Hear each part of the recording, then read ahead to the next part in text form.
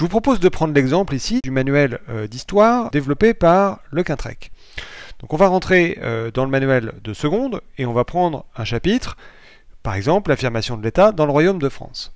Là, vous allez voir que dans ce manuel, à chaque fois, on a une étape, donc réviser son cours avec quelques questions clés. Si vous avez envie d'aider les élèves à réviser leur cours, vous pouvez éventuellement leur envoyer en fait ces questions. Alors comment est-ce possible? Vous cliquez ici sur le bouton partager. Vous sélectionnez votre classe ou votre groupe, vous sélectionnez tout ou partie des élèves et là, vous leur envoyez. Vous voyez, c'est très simple. Hop, c'est envoyé aux élèves. Maintenant, comment les élèves vont-ils pouvoir répondre? Alors, la réponse des élèves, elle est assez simple, elle aussi. On va aller pour ça dans le compte d'un élève qui s'appelle Kevin. Et vous voyez que Kevin vient de recevoir ici une notification qui est en fait l'exercice que lui a envoyé son professeur, Monsieur François. Alors, il va prendre cet exercice et il va aller le placer dans son cours d'histoire et géographie. Donc, il met son exercice dans la bonne catégorie et il va avoir ici réviser son cours. L'élève, pour répondre aux questions, va pouvoir éditer le texte et rentrer du coup dans chacune des questions. Vous voyez que la tête de l'élève apparaît en amorce de sa réponse et donc il peut taper sa réponse comme ça très facilement.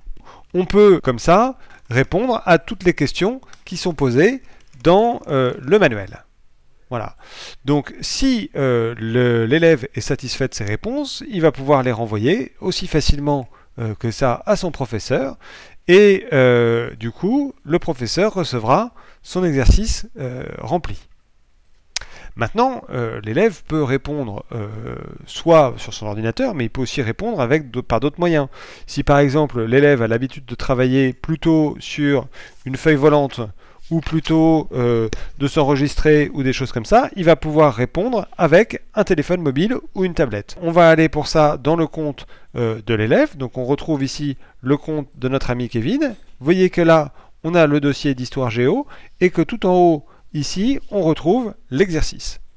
Donc on va imaginer qu'au lieu d'éditer comme ça sa réponse à l'exercice, l'élève a envie de répondre en, par exemple, photographiant sa réponse sur une feuille volante.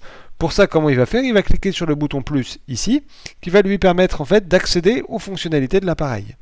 Là, il va pouvoir sélectionner par exemple un appareil photo, une vidéo, un dock audio. On peut aussi commenter des cartes, on peut faire des analyses à l'oral. Et donc là, l'élève sélectionne une photo. Il va pouvoir prendre en photo ce qu'il veut, notamment, pourquoi pas, sa proposition de réponse. Et en fait, quand il a sa proposition de réponse ici, il va plus qu'à avoir à cliquer sur utiliser. Et puis, ça va venir s'ajouter en fait dans son compte. Une fois que sa réponse a été utilisée, il va la partager à son professeur via l'annuaire, un peu comme il l'a fait tout à l'heure d'ailleurs pour la ressource qu'il avait éditée. Là, on l'envoie et hop, c'est envoyé au professeur. Alors maintenant, comment va se passer la correction? Je vous propose pour ça qu'on reparte du coup dans le compte du professeur. On va voir un petit peu comment les choses se passent de ce côté-là. Au revoir Kevin, on retourne chez Monsieur François. Donc chez Monsieur François, vous voyez qu'en fait ici, dans ses notifications, il a eu 2 nouveautés. Alors le problème, c'est qu'il y a énormément de nouveautés dans le compte de Monsieur François. Il y a des collègues qui lui ont envoyé des choses, il y a des invitations à collaborer, etc. Alors il veut isoler uniquement les exercices que lui ont renvoyés ses élèves. Pour ça, il va pouvoir utiliser la fonction de filtre ici, qui va lui permettre de sélectionner via l'annuaire uniquement le groupe ou la classe qui lui a renvoyé ses exercices. Donc on actionne donc le filtre. Et là, vous voyez que on a toutes les réponses qu'a envoyé Kevin, mais aussi les autres élèves, s'il y avait d'autres élèves qui répondaient. Je clique comme ça longtemps sur la première des perles, et toutes les autres vont venir se ranger en dessous, ce qui fait que je les prends toutes en même temps. Et je vais aller les placer donc dans ma collection. Je peux prévoir un endroit dédié pour récupérer les exercices, et c'est là que je vais tous les déposer. Ici, je retrouve donc bien les différents exercices qui me sont renvoyés par les élèves et je vais pouvoir les corriger les uns après les autres. Pour ça, je vais aussi utiliser la fonction éditer, éditer texte. J'ai toutes les réponses de Kevin et je vais pouvoir venir les commenter ici en dessous. Donc, vous voyez, ça me permet de faire une correction comme ça tout à fait personnalisée pour les élèves qui en ont le plus besoin. Je peux aussi évidemment répondre aux élèves qui ont travaillé sur feuille volante. Je clique sur éditer, éditer texte, ce qui me permettra de me placer sous le texte qu'ils ont pris en photo et de pouvoir taper le mien très facilement. Si j'ai envie de répondre d'ailleurs directement sur l'image, je peux le faire aussi grâce à l'édition d'images. Il faudra juste que je sélectionne en fait une couleur qui correspond bien à la couleur de correction, le rouge par exemple.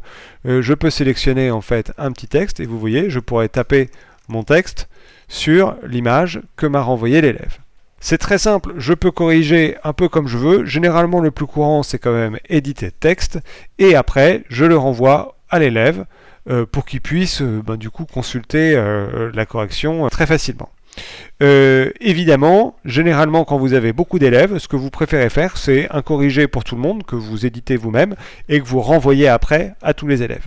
Donc je pense que c'est assez simple.